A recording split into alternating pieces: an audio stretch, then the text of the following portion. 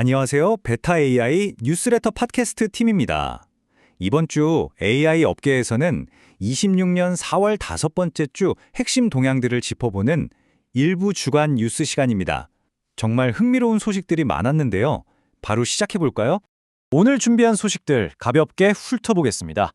먼저 시장의 판도를 흔들고 있는 새로운 AI 모델과 서비스 소식, 그리고 빅테크 파트너십의 구조적 재편, 치열해지는 미중 AI 패권 경쟁, 국방 영역과 만난 AI의 윤리적 딜레마, 마지막으로 세계의 AI 법정 공방까지 알찬 소식들로 꽉 채웠습니다.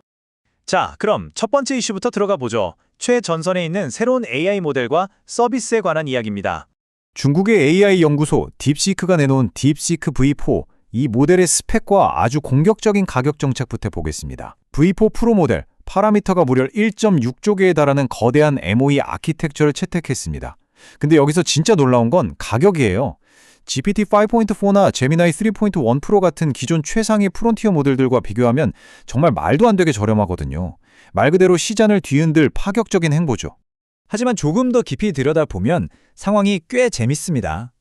코딩 성능은 최상위 모델들하고 맞먹는데 텍스트 전용 모델이다 보니 지식 벤치마크에서는 최신 프론티어 모델들보다 한 3에서 6개월 정도 뒤처져 있다는 평가를 받고 있거든요. 또 하나 흥미로운 관전 포인트는 이 모델이 미국이 중국의 IP 도용을 공식적으로 비판한 직후에 딱 맞춰서 출시됐다는 겁니다. 기술 발전 속도만큼이나 이런 배경 상황도 참 흥미진진하죠. 자, 이번엔 구글 쪽으로 넘어가 볼까요? 미국 프리미엄 사용자들을 대상으로 시작된 에스크 유튜브 실험입니다. 이 기능들 핵심만 딱 짚어보죠. 하나, 아주 자연스러운 대화형 인터페이스로 검색이 가능합니다. 둘, 긴 영상의 내용을 텍스트와 글머리 기호로 깔끔하게 요약해주고요. 셋, 검색어에 맞춰서 큐레이션된 비디오 갤러리를 제공합니다. 마지막 넷, 주제를 더 깊이 파고들 수 있게 알아서 후속 질문 프롬프트까지 띄워줍니다. 와, 정말 완벽해 보이죠? 그런데 주의하실 점이 있습니다. SK 유튜브가 이미 단종된 스팀 컨트롤러에 조이스틱이 아예 없었다고 사실과 완전히 다른 대답을 내놓은 적이 있거든요.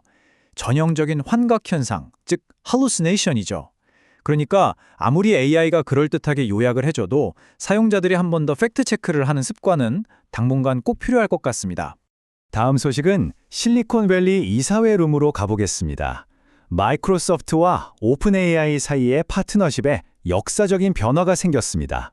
새롭게 바뀐 계약 조건들 한번 정리해볼까요? 하나, 애주가 여전히 메인 파트너이긴 하지만 이제 오픈 AI한테 독점은 아닙니다.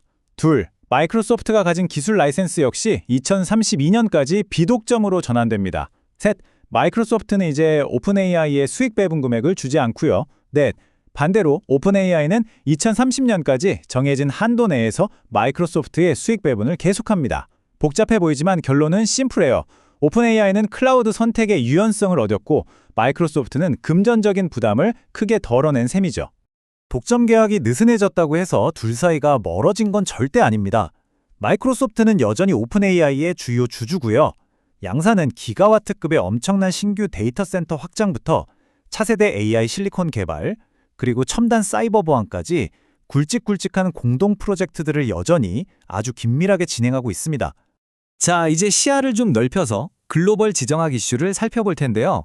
국가 안보라는 거대한 벽에 부딪힌 인수합병 이야기입니다. 20억 달러. 하나로 엄청난 금액이죠. 바로 메타가 싱가포르에 있는 중국계 AI 에이전트 스타트업 마누스를 품기 위해 쏟아 부으려 했던 금액입니다. 그런데 이 어마어마한 딜이 하루아침에 완전히 무산돼 버렸습니다. 중국의 최고 경제계획기구인 국가발전기업위원회가 별다른 구체적 설명도 없이 양측의 거래를 철회하라고 명령했거든요. AI 에이전트 시장에서 확고한 주도권을 주려던 메타 입장에서는 정말 뼈아픈 타격을 입게 된 거죠. 상황의 여파가 꽤 복잡합니다. 이미 매트너스 직원 100명 정도가 메타의 싱가포르 사무실로 짐을 싸서 넘어가 업무를 시작한 상태였단 말이죠. 그런데 매트너스의 CEO와 수석 과학자는 지금 중국 본토에서 출국 금지를 당해 발이 묶여 있습니다. 국가 간의 이 팽팽한 긴장감이 일개 스타트업의 운명을 어떻게 통제하고 뒤흔드는지 아주 극명하게 보여주는 사건입니다. 이어서 AI와 군사력, 그 윤리적 딜레마가 교차하는 국방 분야 소식입니다. 최근 알려진 구글과 미국 국방부의 기밀 계약 내용을 보면요. 구글이 자사의 AI를 합법적인 정보 목적에 사용하는 걸 전면 허용했다고 합니다. 물론 대중 감시나 인간 통제가 얻는 자율살상 무기에는 쓸 수 없다는 조건이 붙긴 했어요.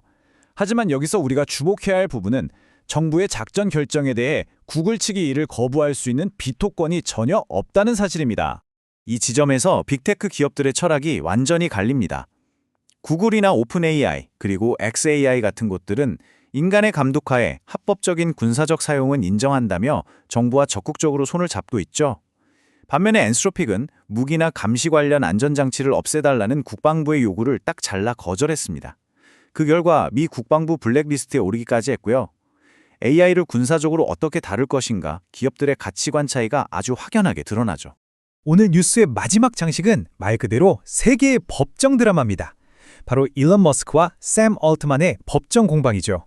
이 강렬하고 노골적인 문구, 실제 배심원 후보자 설문지에서 튀어나온 답변입니다.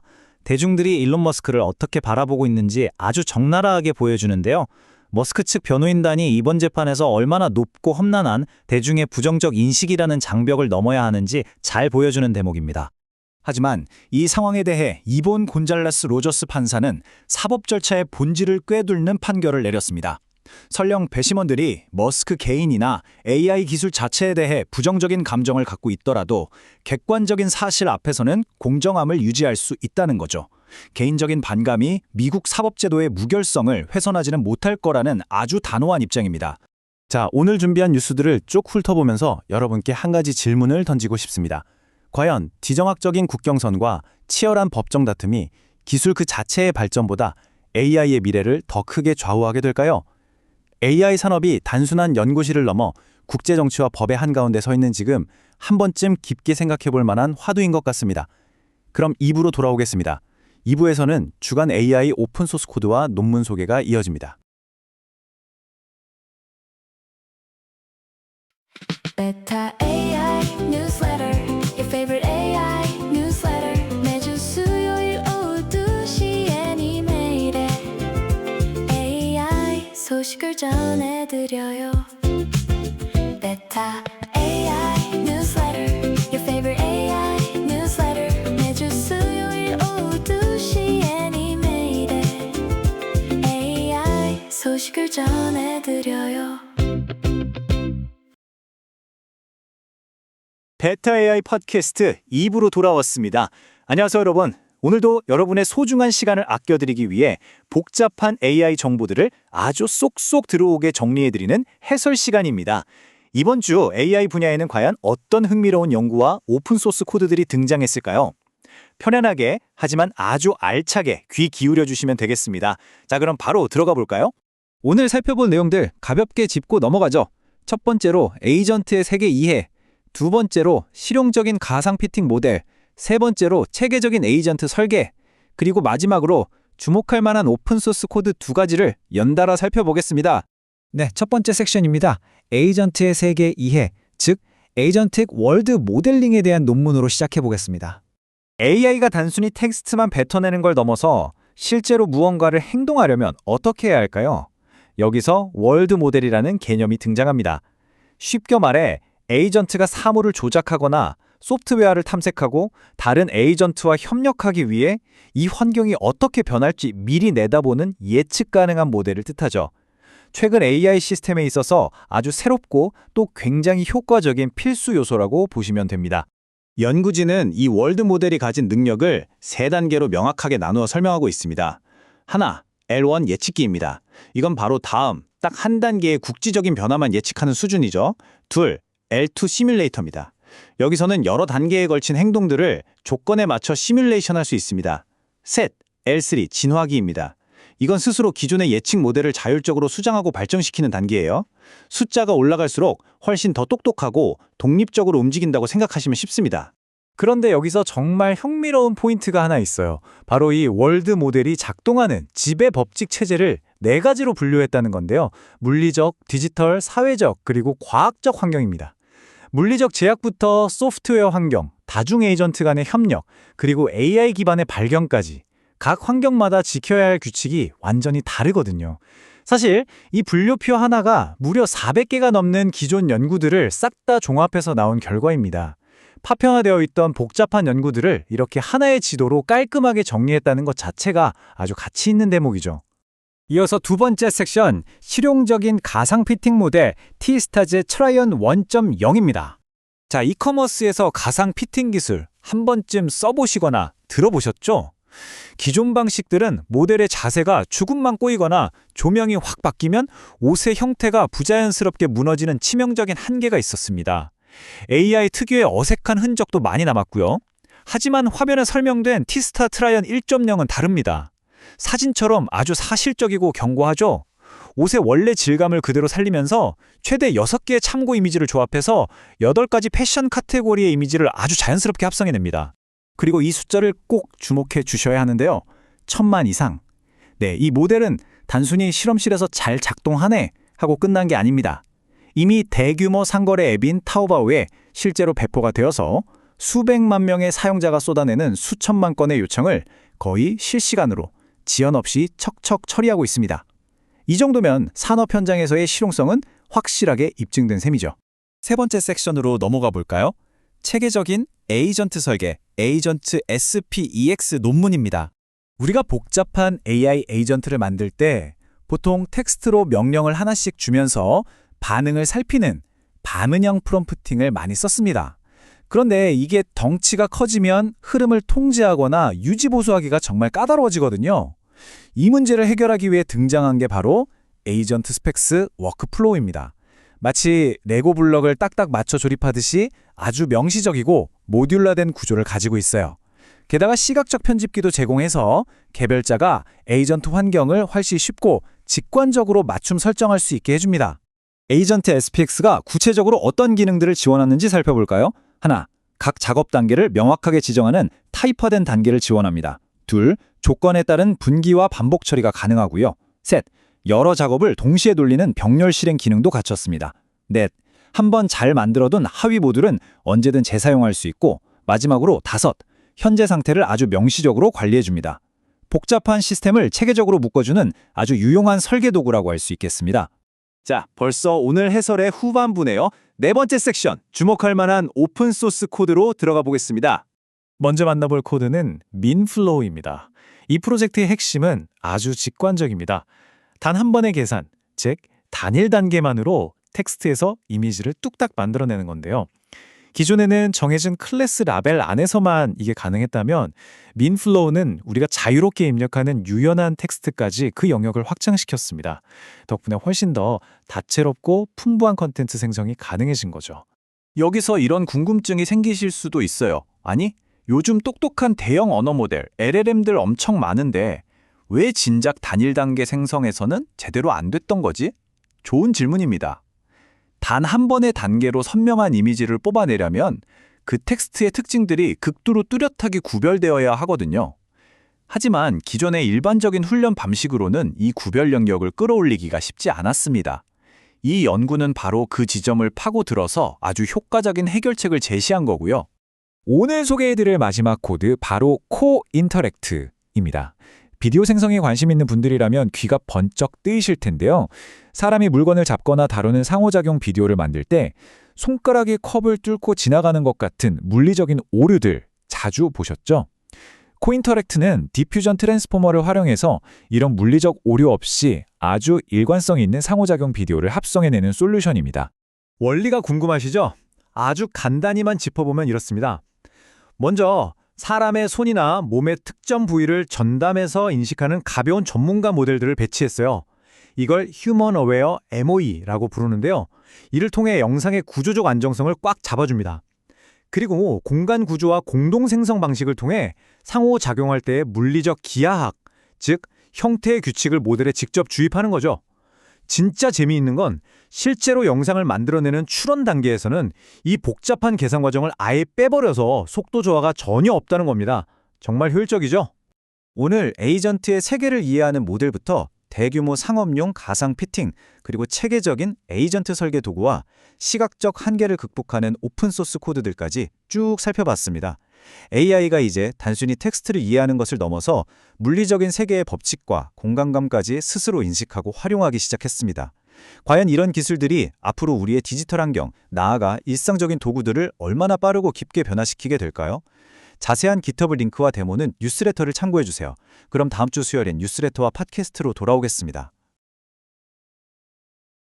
주근만 꼬이거나 조명이 확 바뀌면 옷의 형태가 부자연스럽게 무너지는 치명적인 한계가 있었습니다. AI 특유의 어색한 흔적도 많이 남았고요. 하지만 화면에 설명된 티스타 트라이언 1.0은 다릅니다. 사진처럼 아주 사실적이고 견고하죠? 옷의 원래 질감을 그대로 살리면서 최대 6개의 참고 이미지를 조합해서 8가지 패션 카테고리의 이미지를 아주 자연스럽게 합성해냅니다. 그리고 이 숫자를 꼭 주목해 주셔야 하는데요. 1000만 이상. 네, 이 모델은 단순히 실험실에서 잘 작동하네 하고 끝난 게 아닙니다. 이미 대규모 상거래 앱인 타오바오에 실제로 배포가 되어서 수백만 명의 사용자가 쏟아내는 수천만 건의 요청을 거의 실시간으로 지연 없이 척척 처리하고 있습니다. 이 정도면 산업 현장에서의 실용성은 확실하게 입증된 셈이죠. 세 번째 섹션으로 넘어가 볼까요? 체계적인 에이전트 설계, 에이전트 SPEX 논문입니다. 우리가 복잡한 AI 에이전트를 만들 때 보통 텍스트로 명령을 하나씩 주면서 반응을 살피는 반응형 프롬프팅을 많이 썼습니다. 그런데 이게 덩치가 커지면 흐름을 통제하거나 유지보수하기가 정말 까다로워지거든요. 이 문제를 해결하기 위해 등장한 게 바로 에이전트 스펙스 워크플로우입니다. 마치 레고 블럭을 딱딱 맞춰 조립하듯이 아주 명시적이고 모듈화된 구조를 가지고 있어요. 게다가 시각적 편집기도 제공해서 개별자가 에이전트 환경을 훨씬 쉽고 직관적으로 맞춤 설정할 수 있게 해줍니다. 에이전트 SPX가 구체적으로 어떤 기능들을 지원하는지 살펴볼까요? 하나, 각 작업 단계를 명확하게 지정하는 타이퍼된 단계를 지원합니다. 둘, 조건에 따른 분기와 반복 처리가 가능하고요. 셋, 여러 작업을 동시에 돌리는 병렬 실행 기능도 갖췄습니다. 넷, 한번 잘 만들어둔 하위 모듈은 언제든 재사용할 수 있고, 마지막으로 다섯, 현재 상태를 아주 명시적으로 관리해줍니다. 복잡한 시스템을 체계적으로 묶어주는 아주 유용한 설계 도구라고 할 수 있겠습니다. 자, 벌써 오늘 해설의 후반부네요. 네 번째 섹션, 주목할 만한 오픈소스 코드로 들어가 보겠습니다. 먼저 만나볼 코드는 민플로우입니다. 이 프로젝트의 핵심은 아주 직관적입니다. 단 한 번의 계산, 즉 단일 단계만으로 텍스트에서 이미지를 뚝딱 만들어내는 건데요. 기존에는 정해진 클래스 라벨 안에서만 이게 가능했다면 민플로우는 우리가 자유롭게 입력하는 유연한 텍스트까지 그 영역을 확장시켰습니다. 덕분에 훨씬 더 다채롭고 풍부한 컨텐츠 생성이 가능해진 거죠. 여기서 이런 궁금증이 생기실 수도 있어요. 아니, 요즘 똑똑한 대형 언어 모델, LLM들 엄청 많은데 왜 진작 단일 단계 생성에서는 제대로 안 됐던 거지? 좋은 질문입니다. 단 한 번의 단계로 선명한 이미지를 뽑아내려면 그 텍스트의 특징들이 극도로 뚜렷하게 구별되어야 하거든요.